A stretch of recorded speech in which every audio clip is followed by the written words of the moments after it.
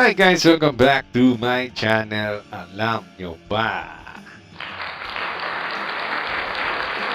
So guys, alam nyo ba guys? According kay Update PH, Philippine Coast Guard upgraded with modernized BRP Teresa Magbanwa, the FRRV 9701. Wow! Ano kaya in-upgrade at minodernize sa ating Teresa Magbanwa na ano kaya mga armaments ang nilagay sa kanya? Kasi hindi ko alam kung water cannon lang ba meron doon o machine gun na manual. Hindi ko alam eh. Kasi nga dapat pati mga PCG natin, o Philippine Coast Guard natin, maski meron may mga automatic cannons o machine guns, di ba? Kasi, kaya sabi ko, sa mga dati kong mga vlog, ang ibang bansa, maski ang Coast Guard nila, mayroong Otto Milara, meron din mga armaments din, di ba? Kasi kinakailangan din naman yun. Pero syempre, hindi mo naman kailangan gagamitin yung basta-basta lang, di ba?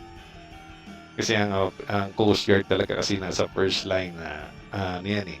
Sila yung nasa first line talaga eh. Sila yung unang gagalaw kung mayroong mga kalamidad o mayroong pumapasok sa teritoryo ng isang bansa.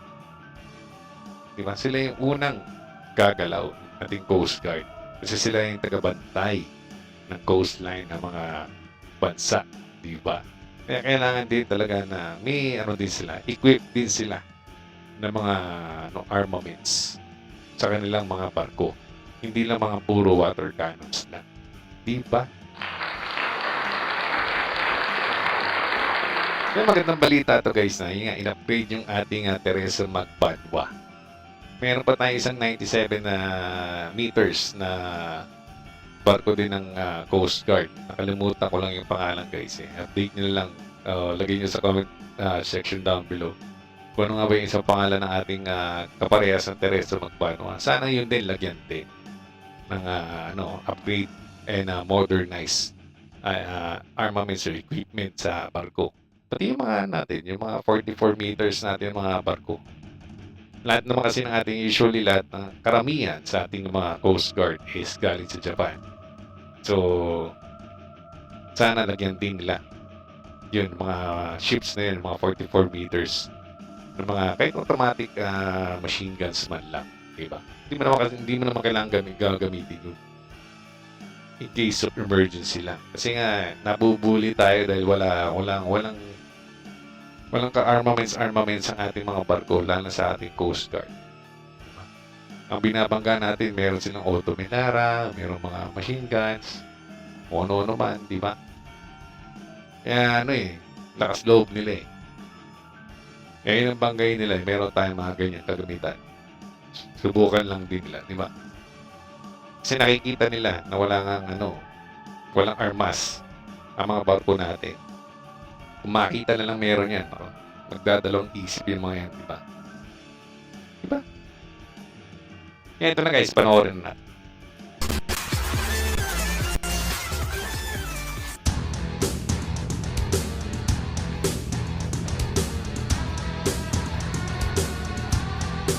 Buti na lang din naayos na yung sira nitong Teresa Magbanwa kasi nga, di ba? Nasira din ito nung binangga ng Chinese Coast Guard.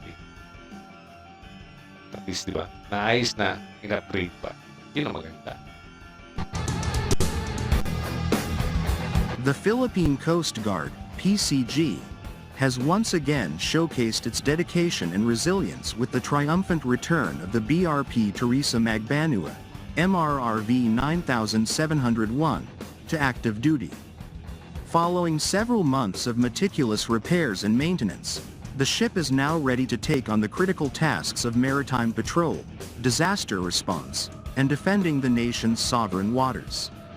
This comes after a grueling 5-month deployment to the highly contested Sabina Shoal in the West Philippine Sea, a mission fraught with challenges but integral to asserting the Philippines' maritime rights. As one of the PCG's most advanced vessels, The BRP Teresa Magbanua represents the culmination of years of modernization efforts aimed at bolstering the country's maritime capabilities. Built under the Maritime Safety Capability Improvement Project, MSCIP, Phase 2, the ship was designed to perform a variety of missions, from humanitarian assistance and disaster relief, HADR, to law enforcement and environmental protection. The Teresa Magbanua, equipped with state-of-the-art navigation and communication systems, can conduct long-range patrols and respond swiftly to emergencies. It boasts a helicopter deck, allowing it to coordinate aerial support, and advanced search and rescue equipment that enhances its ability to save lives during disasters. These features, combined with the bravery and skill of its crew, have made it a critical asset in the PCG's fleet. During its deployment to Sabina Shoal, the BRP Teresa Magbanua played a pivotal role in safeguarding the Philippines' territorial waters. The region, known for its strategic importance and resource-rich waters, has been the focus of escalating tensions. Despite these challenges, the ship and its crew demonstrated unwavering courage, maintaining a presence in this contested area and supporting efforts to protect the country's maritime interests. After returning from this demanding mission, the Teresa Magbanua underwent essential repairs to ensure its operational readiness. On November 23, 2024, fresh from the docks, the vessel resumed its service by participating in a humanitarian mission. The ship identified and facilitated the transfer of relief goods to BRP Suluan, MRRB 4406, as part of efforts to deliver aid to disaster-stricken provinces. This swift action underscores the PCG's commitment to serving the Filipino people, not only in maritime security but also in times of crisis. The BRP Teresa Magbanua is more than just a ship. It is a symbol of the Philippine Coast Guard's modernization and the nation's growing capacity to address multifaceted maritime challenges. Its return to service is a testament to the importance of maintaining a modern and capable fleet in today's complex security environment. However, the real backbone of these operations is the men and women of the PCG.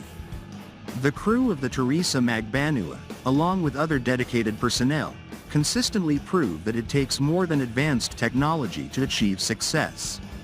Their bravery, skill, and commitment to duty make the PCG a force to be reckoned with, whether patrolling the West Philippine Sea or delivering life-saving assistance to disaster-hit areas like Catanduanes. As the Philippine Coast Guard continues to modernize its fleet and expand its operational reach, the BRP Teresa Magbanua stands as a shining example of what can be achieved through investment in both technology and human resources. Yet, the challenges remain immense. Tensions in the West Philippine Sea persist, and natural disasters continue to test the nation's resilience. For the PCG, these challenges are not deterrents but calls to action. With ships like the Teresa Magbanua leading the way, the Coast Guard is better equipped than ever to respond to threats, protect national interests, and serve the Filipino people. As we celebrate the return of the BRP Teresa Magbanua to active duty, let us also honor the unwavering dedication of the PCG crews who make these missions possible. Their courage and commitment are the true driving force behind every success. Salute to the Philippine Coast Guard and its tireless service to the nation.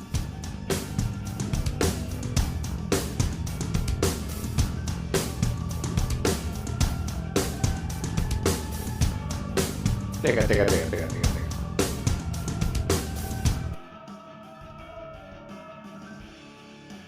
Nasaan yung ano dyan?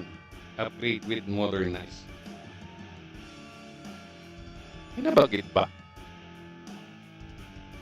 Parang sinabi lang yung back on service na yung ating Teresa Magbanua, which is good. Kasi magagamit na natin ulit siya. Dahil sa mga natamo niyang pizzala nung binangga tayo ng China. Pero asa yung upgrade? Doon. Ulan ako doon. Basta ba itong video na to?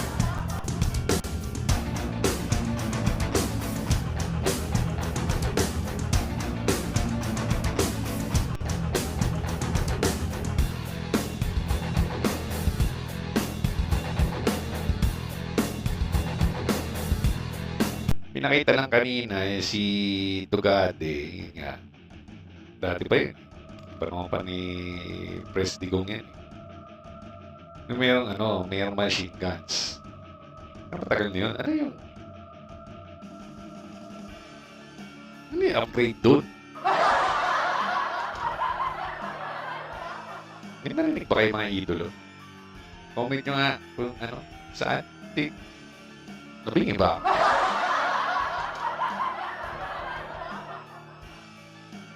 Siguro ita-title ko na lang to, Teresa Magbanwa is back on service. Diba? Yun ang Pero upgrade with modernized. Nasaan?